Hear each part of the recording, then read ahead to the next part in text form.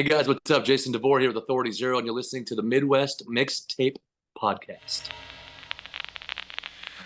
Going back to where I came from, so far away but not so far from home, where I lay my head down by the sea.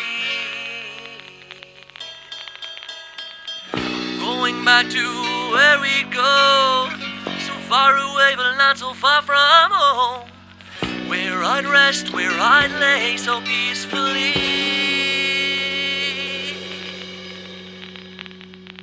But by the way, I wanna break and put this stress aside. But above all things, I wanna lay by the other side. The ocean waves, no other way, either way. But I'm finding, oh no, my daily worries wanna drift away. Fine, dying and trying to find some sort of peace of mind. Now's the time. Hi, welcome to the Midwest Mixtape Podcast, live from the Barn Studio. You got the Marcks here, and I'm joined online right now with a special guest. We have Jason from Authority Zero. Jason, how are you? What's up? I'm doing good, man. Just getting ready to hit the road. How you guys doing? Doing really well. You actually, it's a really, maybe exciting time for you. You got a lot of things going on right now. One of them, you have your new solo album coming out this week, June 7th, Till the Voice Goes Out. Excited for that release? I am extremely excited, man. Yeah, we actually just did a hometown CD release, album release party. I guess CD release is kind of ancient, but we did an album release party last Friday.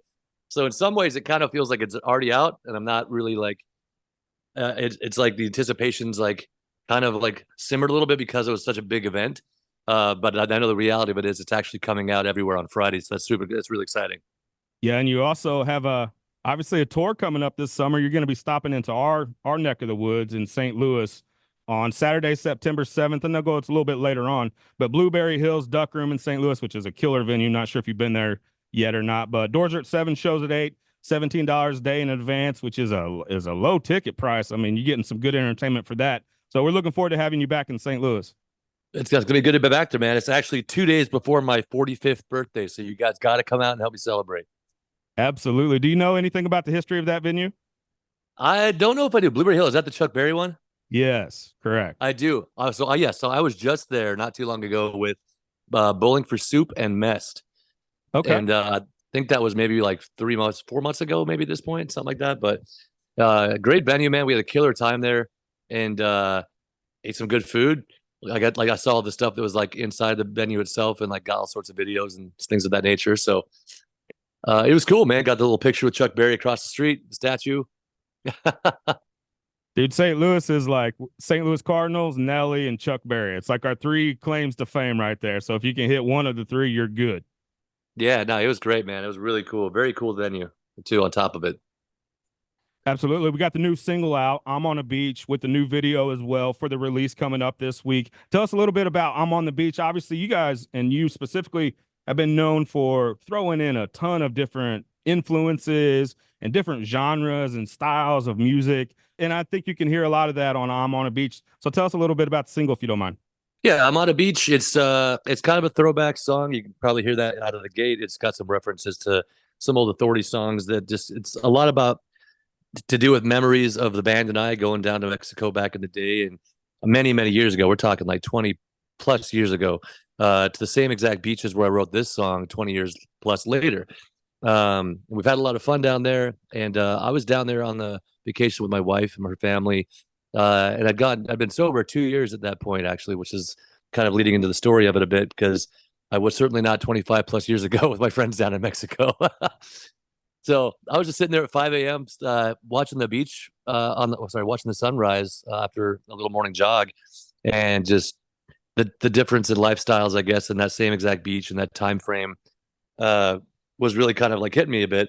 And then I started thinking about the journey it's been in life in general, and like those days leading up to these recent days as well. And it seems like so much has changed, but stayed the exact same as well. And so there's reference of like the good times and just like a fun party song that's also a bit deeper than that. It goes into like in the video, you'll see like the guy's kind of waking up from a long night of hanging out or whatever with his buddies, and there's nobody around him. He's kind of like kind of lost, delusional, starts seeing things, and it kind of goes on a journey, picking up almost the pieces to his life and the pieces to that night, if anything else too, and you'll notice there's like a red ball in there and a blue ball of blow up toys that I kick around. It's like almost like the red pill, the blue pill. So it gets even deeper than that. It goes to this weird, like the path you choose is kind of like, the path you choose is your destiny in a sense, and a lot of it's an illusionary thing, and a lot of it's are dreams that you make come true, and you can make the best of bad situations. But it's up to you to decide that for yourself.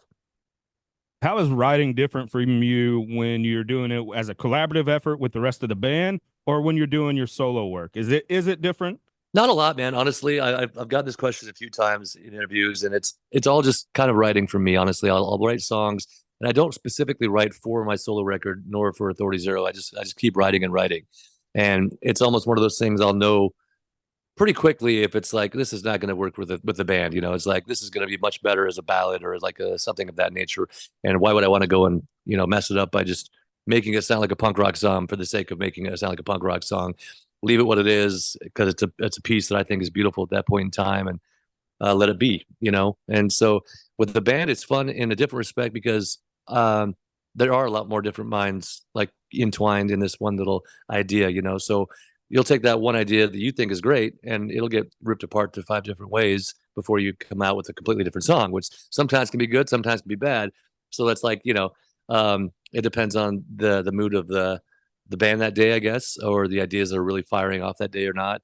And if people aren't really feeling it, then you just kind of put it to the side, So I've learned throughout some time kind of feeling out what works best with the band.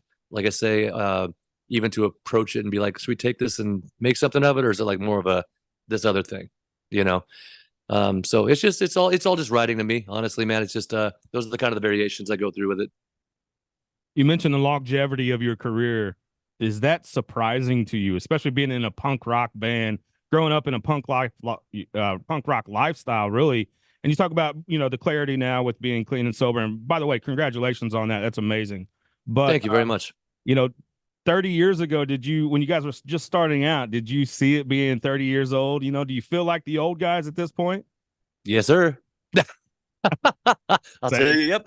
I actually do, man. Yeah, straight away. It's like, and it's when you stop and think about it that you really do. Obviously, there's your traditional aches and pains, and you look back at like pictures of you jumping off of a roof at a venue, like onto the ground flat-footed, and you're like, oh, that's why my ankles don't work anymore. Yeah. And then when you're landing on your back of your head on somebody in a crowd surf, and that's why your hips don't work right. Stuff like that all kind of adds up. But really stopping and looking back at the entire journey, that's when you really realize, when you think about your youth and when this thing started up and how we all were just a bunch of kids, literally. And me saying that I was 14 years old when I started this thing, and I'm 45, like I say, September 9th coming up here this year. That's when it gets real, and you're like, well, that was your life. That was my entire life to this point, basically, since I was a kid. So that's when you start realizing, and you've got your wife, you got your house, you got your dogs, and whatever else, and you're like, things have changed. Like, life has gone on. And even though when you're in a punk rock band like this or whatever, you don't feel that a lot of times, because every day is kind of Groundhog's Day, and you're staying young in your mind because you're still in the mentality that you were when you were a kid, for the most part, when you're part of this whole scene, So it takes a step back to really realize what has gone on and how much time has really passed sometimes. When you go out and you tour and you're in that punk rock atmosphere, does that keep you youthful in a way, or does it remind you of like, oh, I'm the 44-year-old guy, right? More baths, more massages, those kinds of things. Yeah, absolutely. You get both of those. Honestly, it's like I'll be on stage. This past weekend we were in Florida for the weekend doing some shows, and I started seeing kids that I remembered were kids when I was like 21, 22, and they were like 14, 15 coming to our shows. Now they're like 35, and they have their kids on their shoulders, or their kids are even like almost like 19 years old, or even whatever, 20, that they were bringing their kids were coming out with their parents when they were like 5, and now they're like 21, 22, and they're like, I met you when I was 6 years old. I'm like, are you kidding me right now? Dude, what in the world is going on? So it's kind of a trip, man. But it also does keep youthful in the other sense that, I've seen guys that have been in bands such as myself this long, and then they've decided to quit doing the band thing. And then honestly, like a year later, I'd see them and they looked their age. They suddenly, like, something about the mind and body connection with that is real, and it really does take a different turn when you decide to kind of stop living that lifestyle, that mentality, I guess, or you switch gears in life completely. Is some of that losing a sense of passion maybe, or, having that creative outlet? Because so much of that can be part of, our own mental health or just our own well-being in a sense. Surely, I think so. Yeah, I think that again, the mind is a really powerful thing, and it's like it just keeps, we're made up of a bunch of cells, you know what I mean? So I think the minute you kind of start thinking differently and living differently a bit, your bodies and your cells act differently, and it acts as uh, a changing mechanism within your actual self all around your physical structure too, which is kind of wild. Are we here having this conversation without the album A Passage in Time? It was just monumental for you guys, right? It just kind of put you on another stratosphere. Oh yeah, no, absolutely, man. We were a band for 7 years until that album come out, and then we finally started doing some actual touring. Before that, we were doing Mexico trips, during spring break, or just playing house parties, parking lots wherever we could find a place to plug in our music and start jamming to get attention. And then that record really catapulted us into a different atmosphere. Like you said, we got to finally tour the United States over and again, and people started actually hearing our music universally. And before we knew it, we had a international fan base.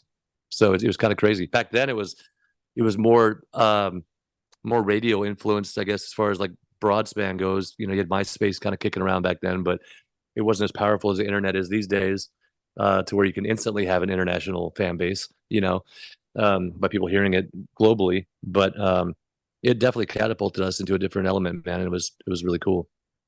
And then, the video gets played on MTV, right? Which I don't know, was that maybe a dream for you guys, or to see that? Was that a little bit of a pinch yourself moment where finally people are like, oh, those band guys are on TV. They're on, you're not like you were on you feel or anything, but you definitely were on MTV. Yeah, you feel like you feel a weird sense of accomplishment. Of course, you're this band that started in your garage that nobody gave a damn about. Not even your local peers at some point in time, because you didn't really have a specific sound. And then to see something that you believed in so much and stuck with your guns to, with not changing to sound a certain way or whatever, become something that was working for you, and on a scale of that nature, was pretty monumental, man. It was really, really weird in a very cool way. We kind of talk about, your sound and exploring all these different genres. Is there no rules when it comes to writing for you guys? Does that actually kind of give you a little bit more freedom than maybe a band that's just a punk band or just a rock band?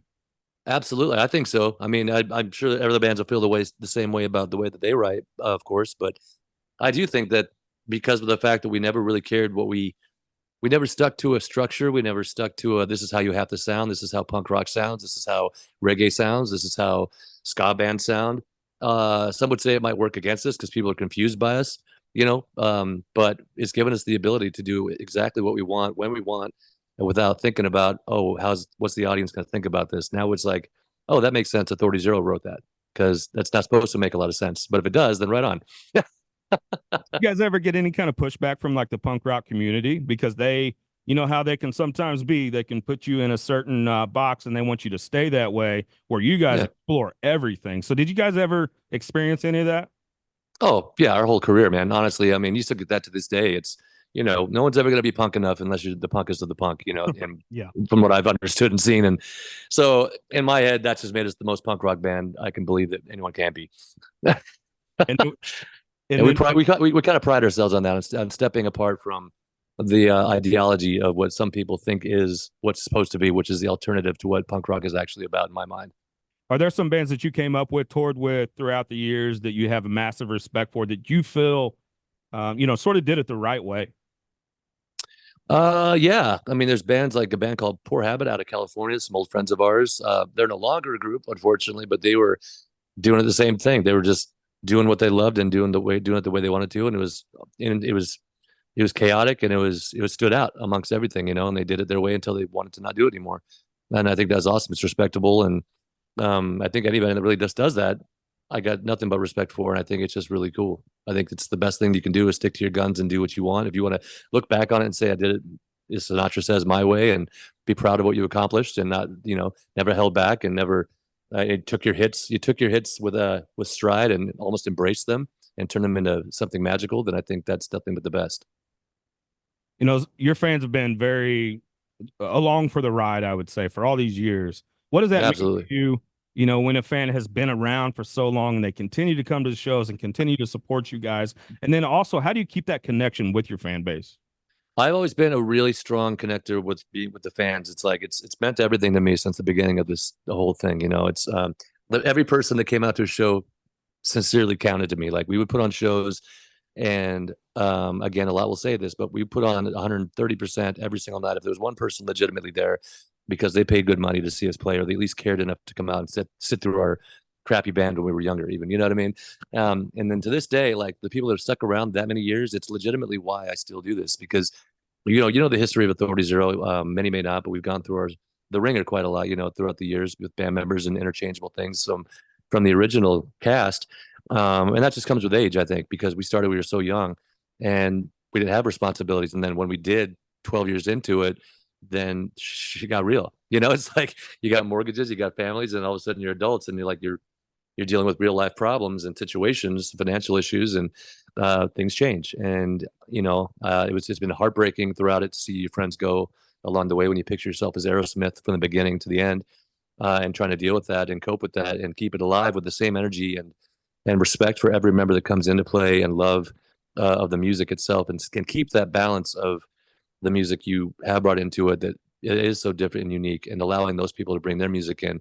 And that's where I respect our fans too, is that they've been along for that ride with us since the beginning, and they've been a part of this whole family, the Zero Crew family, you'll say.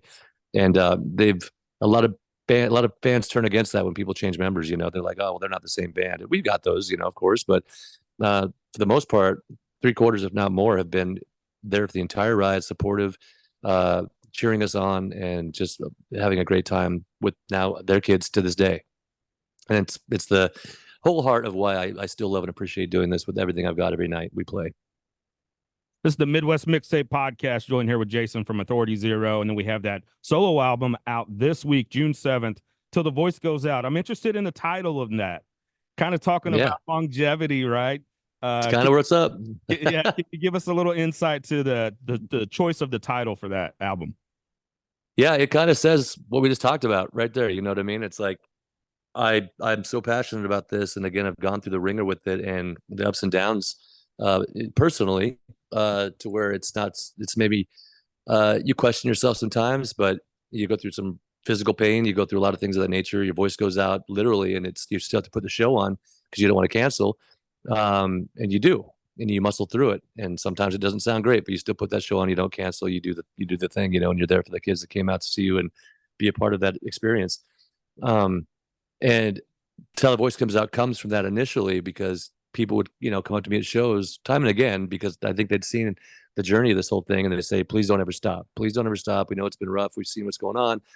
And I was like, you know what, I'll sing until the voice goes out, you know, for you guys. And so that's always kind of stuck with me. And entwined with that is the idea of Till the Voice Goes Out, with the lyrical content of this album, is speak what's on your mind, get it out of you, and don't hold it in, hold nothing back. And you know, you've got a short amount of time here to say what you feel and say, so don't sugarcoat it, and don't hold it in and die with it inside of you.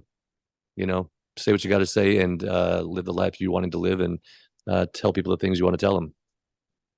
What can the listener expect from the rest of this album? We know, obviously, the new single "I'm on a Beach" is out now, and we can hear that, and we can hear, you know, that beach vibe, really, you know, laid back, kind of chill vibe. What else? What other kinds of sounds? And you're talking a little bit about the lyrical content, but what can the listener expect from the rest of this record?